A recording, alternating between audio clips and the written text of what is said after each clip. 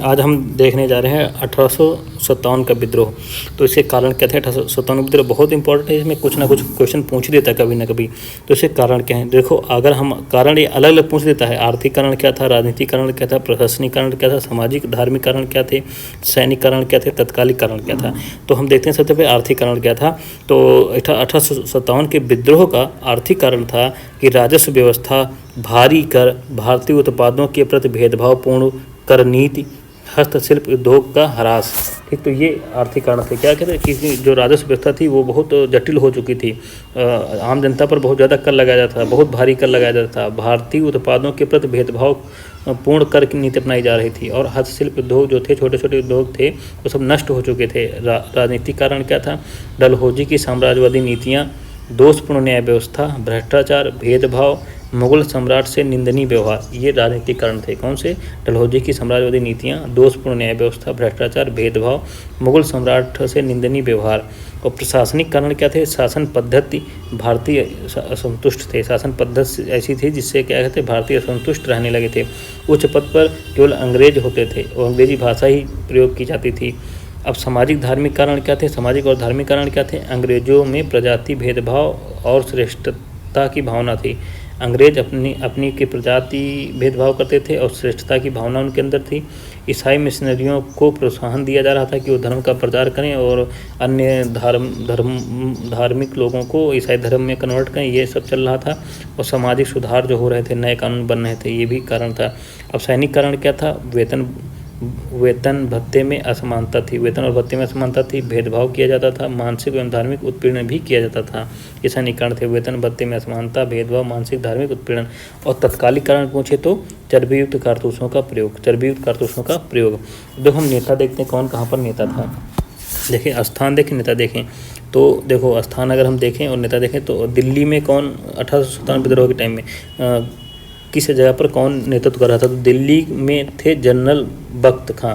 दिल्ली में जनरल बख्त खां, कानपुर में नाना साहब, लखनऊ में बेगम हजरत महल, इनके महक परी भी कहते हैं। ध्यान रखना, महक परी ये नाम क्वेश्चन पूछ सकता है, महक परी किसे थे? लखनऊ में बेगम हजरत महल, महक परी। बरेली में खान बहादुर, संभलपुर में सुरेंद्र भाई, हरियाणा में राव तुलाराम, गढ़मंडला में शंकर शाह और राजा ठाकुर प्रसाद, गढ़मंडला में शंकर शाह और राजा ठाकुर प्रसाद। और ये देखो, फैजाबाद में मौलवी अहमद उल्ला, फैजाबाद में मौलवी अहमद उल्ला। ठीक है, फैजाबाद में मौलवी अहमद उल्ला। बिहार में कुंवर सिंह, झांसी में रानी लक्ष्मीबाई, इलाहाबाद में लियाकत अली, मेरठ में कदम सिंह और सागर में शेख रमजान, मथुरा में देवी सिंह, मथुरा देवी याद रखना ट्रिक से, मथुरा देवी, तो मथुरा में देवी सिंह।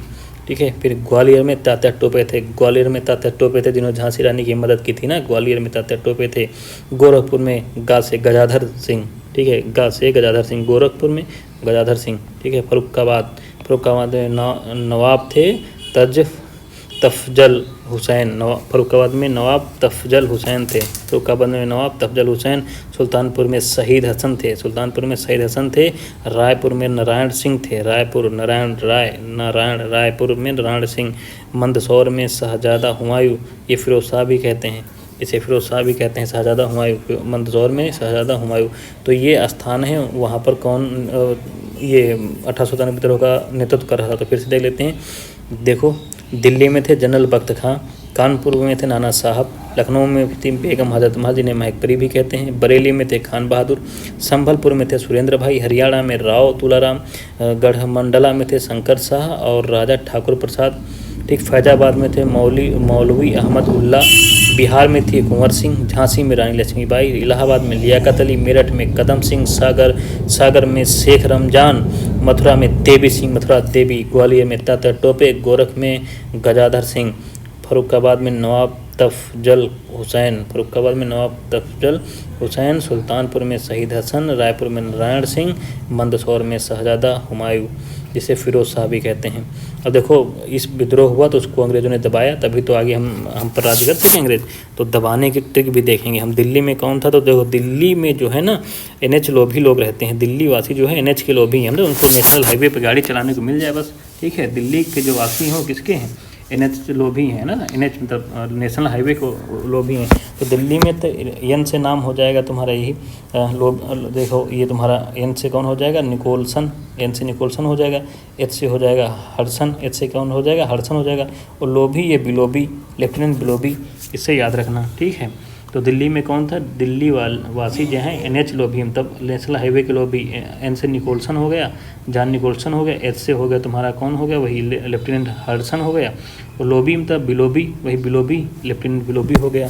तो ये ट्रिक याद रखना दिल्ली का। और कानपुर में जानते हो, कानपुर के व्हील कैंपेबल होते हैं, ठीक है।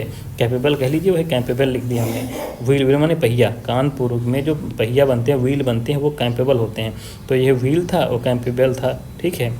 तो यही कानपुर में थे सर यू व्हीलर और कोलिन कैंपेबल ये थे। कानपुर में दबाया था, विद्रोह को दबाया था इन लोगों ने, ठीक है। कानपुर में कौन थे, सर यू व्हीलर के। कानपुर के व्हील जो होते हैं कैंपेबल होते हैं, और कोलिन कैंपेबल ये थे, कानपुर में दबाया। और लखनऊ में जानते हो, लखनऊ की इंग्लिश लड़की लॉरेंस ने हेनरी को कैंप से आउट कर दिया। तो लखनऊ, एक ट्रिक देखना, लखनऊ की एक इंग्लिश लड़की थी जिसका नाम था लॉरेंस। लॉरेंस ने क्या किया, हेनरी को कैंप से आउट कर दिया। तो यही थे, लखनऊ में थे इंग्लिश, ठीक है। इंग्लिश ब्रिगेडियर इंग्लिश थे, लॉरेंस थे, हेनरी लॉरेंस थे, ठीक है। हेनरी हैवलॉक भी थे, ठीक है। हेनरी लॉरेंस और हेनरी हैवलॉक भी थे। कैंप, ठीक है, वही कैंपेबल थे। और फिर कोलिन कैंपेबल इसमें भी थे। आउट मतलब जेम्स आउटरम थे। ये लखनऊ में, इतने लोग लखनऊ का विद्रोह दबाया था। इतने लोग ना लगे होते तो लखनऊ में जल्दी अंग्रेज वापस नहीं आ पाते। तो लखनऊ में तो इंग्लिश थे, इंग्लिश ब्रिगेडियर इंग्लिश थे, हेनरी लॉरेंस थे, हेनरी हैवलॉक थे, कैंपेबल थे, कोलिन कैंपेबल, वही जेम्स आउटरम थे। ये लखनऊ के हो गए। लखनऊ की इंग्लिश लड़की लॉरेंस ने हेनरी को कैंप से आउट कर दिया। याद रखना ट्रिक।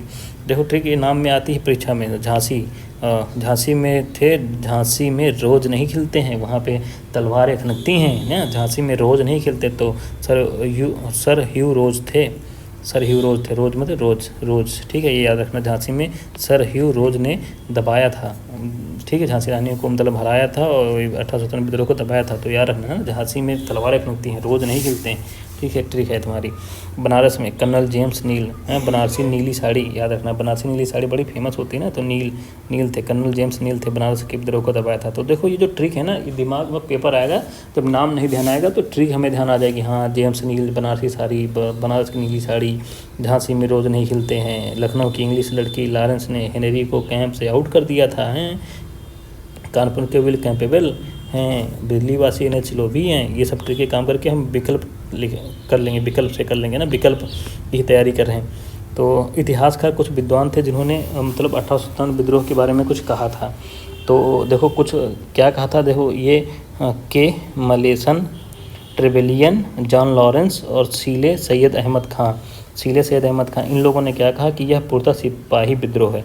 1857 विद्रोह को उन्होंने क्या कहा, ये पूर्णतः सिपाही विद्रोह है। तो इसमें कौन कौन है, मालेसन है, ट्रिवेलियन है, जॉन लॉरेंस हैं, सीले हैं और सैयद अहमद खां हैं। इन सभी लोगों ने इसको सिपाही विद्रोह कहा। क्या कहा, सिपाही विद्रोह कहा। और डॉक्टर ईश्वरी प्रसाद, इन्होंने इसे स्वतंत्रता संग्राम कहा। डॉक्टर ईश्वरी प्रसाद ने इसको स्वतंत्रता संग्राम कहा। ये पूछ सकता है और ये भी इंपॉर्टेंट है, आ सकता है। कौन कौन से, मालेसन, ट्रिवेलियन, जॉन लॉरेंस, सीले, सैयद अहमद खां, इन्होंने सिपाही विद्रोह कहा था। ईश्वरी प्रसाद ने स्वतंत्रता संग्राम कहा था। मिस्टर के और एस बी चौधरी ने इसको सामंतवादी प्रतिक्रिया कहा था। क्या कहा था, सामंतवादी प्रतिक्रिया कहा 1857 विद्रोह को। SB चौधरी और मिस्टर के ने सामंतवादी प्रतिक्रिया कहा। रामविलास शर्मा और डफ और मालेसन ने इसको जन क्रांति की संज्ञा दी। रामविलास शर्मा और डफ मालेसन ने इसको जन क्रांति कहा। बेंजामिन डिजरेली, ये इंपॉर्टेंट है, अशोक मेहता, इन्होंने राष्ट्रीय विद्रोह कहा। बेंजामिन डिजरेली और अशोक मेहता ने इसे क्या कहा, राष्ट्रीय विद्रोह कहा। क्या कहा, इसको राष्ट्रीय विद्रोह कहा। बेंजामिन डिजरेली और अशोक मेहता ने इसको राष्ट्रीय विद्रोह कहा। जेम्स आउटरम और W टेलर ने इसको कहा अंग्रेजों के विरुद्ध हिंदू मुस्लिम षड्यंत्र था। ये भी इंपॉर्टेंट है। जेम्स आउटरम और W टेलर ने इसको अंग्रेजों के विरुद्ध हिंदू मुस्लिम का षड्यंत्र कहा। और LR रीस ने ईसाइयों के विरुद्ध धर्मयुद्ध कहा। LR रीस ने ईसाइयों के विरुद्ध धर्मयुद्ध कहा। वी सावरकर, प्रताप सीतारामैया, ये इंपॉर्टेंट है। इन्होंने कहा था यह सुनियोजित स्वतंत्रता संग्राम है, ये कोई असामयिक नहीं होया था, ये सुनियोजित स्वतंत्रता संग्राम इसको कहा प्रताप सीतारामैया ने और वीर सावरकर ने कहा। कार्ल मार्क्स ने कहा 1857 को और एक राष्ट्रीय क्रांति कहा था, राष्ट्रीय क्रांति कहा था कार्ल मार्क्स ने। आर.सी. मजूमदार ने, इन्होंने कहा कि तथाकथित प्रथम स्वतंत्रता संग्राम न प्रथम न राष्ट्रीय और न ही स्वतंत्रता संग्राम था। इन्होंने मजूमदार या नाम रखना भैया, ये आर.सी. मजूमदार थे। इन्होंने कहा स्वतंत्रता संग्राम नहीं था ये, ठीक है, ना ही राष्ट्रीय था और ना ही स्वतंत्रता संग्राम था, ठीक है। टी.आर. होम्स ने सभ्यता एवं बर्बरता का संघर्ष कहा था। टी.आर. होम्स ने सभ्यता एवं बर्बरता का संघर्ष कहा था इसको, 1857 विद्रोह को टी.आर. होम्स ने क्या कहा, सभ्यता एवं बर्बरता का संघर्ष। तो एक बार और पढ़ते हैं, रिविजन कर रहे हैं कि मालेसन, टेबलियन, जॉन लॉरेंस और सीले सैयद अहमद खान ने इससे कहा कि पूर्णतः सिपाही विद्रोह बताया। ईश्वरी प्रसाद ने कहा स्वतंत्रता संग्राम है। मिस्टर के और एस.बी. चौधरी ने कहा सामंतवादी प्रतिक्रिया है। रामविलास शर्मा और डफ और मालेसन ने कहा कि जनक्रांति है। बेंजामिन डिजरेली, अशोक मेहता ने कहा कि राष्ट्रीय विद्रोह है। जेम्स आउटम और डब्ल्यू टेलर ने कहा अंग्रेजों के विरुद्ध हिंदू मुस्लिम षड्यंत्र था। एल.आर. रीस ने कहा ईसाइयों के विरुद्ध धर्मयुद्ध था। वीर सावरकर, प्रताप सीतारामैया ने कहा कि यह सुयोनोजी स्वतंत्रता संग्राम था। कार्ल मार्क्स ने इसको तो राष्ट्रीय क्रांति कहा। आर.सी. मजूमदार ने कहा कि ये जिसको आप लोग स्वतंत्रता संग्राम करें, ना ये प्रथम राष्ट्रीय और ना ही स्वतंत्रता संग्राम था, ये कुछ नहीं था। टी.आर. होम्स ने कहा सभ्यता एवं बर्बरता का संघर्ष था। अब कुछ पुस्तकें हैं जो 1857 विद्रोह पर लिखी गई हैं। तो जो बी.डी. सावरकर ने पुस्तक लिखी है उसे कहते हैं first war of Indian independence. क्या बी.डी. सावरकर ने लिखा है, first war of Indian independence, इसको बी.डी. सावरकर ने लिखा है। अशोक मेहता ने लिखा है द ग्रेट रिवेलियन लिखा अशोक मेहता ने। आर.सी. मजूमदार ने लिखा है सिपाही विद्रोह और 1857 का विद्रोह, ये लिखा है आर.सी. मजूमदार। इन्होंने इसको स्वतंत्रता विद्रोह नहीं माना है ना। एस.एन. सेन ने लिखा है 1857। एस.एन. सेन ने कौन सी पुस्तक लिखी है, एस.एन. सेन ने 1857 लिखी है। एस.बी. चौधरी ने लिखा है थ्योरीज ऑफ इंडियन म्यूनिटी 1857 तथा civil rebellion in the Indian mutinies 1857 से 1859, ये लिखा है एस.बी. चौधरी ने। थ्योरी ऑफ इंडियन म्यूटिनी और दूसरी 1857 तथा civil rebellion in the Indian mutinies 1857-59। फिर लिखा है एरिक स्टोक्स ने लिखा है पीजेंट एंड द राज।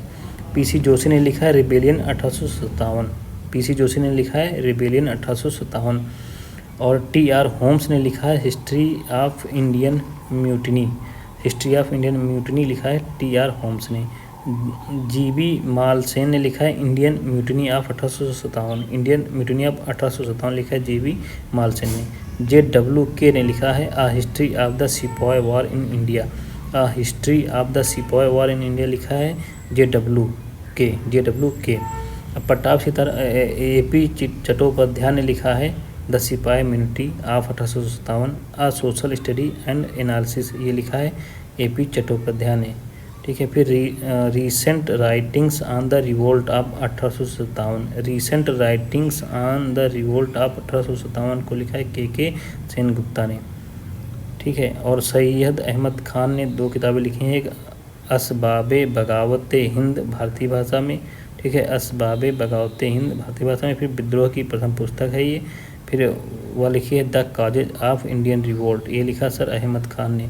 असबाबे बगावत हिंद भारतीय भाषा में विद्रोह की ये प्रथम पुस्तक है। और वह the causes of Indian revolt, ये लिखा है सर सैयद अहमद खान है। तो ये 1857 के बारे में हो गए हमारे, ठीक है। 2 चीज़ें हो गई, ये बहुत इंपॉर्टेंट हैं, बहुत क्वेश्चन आता है इसमें।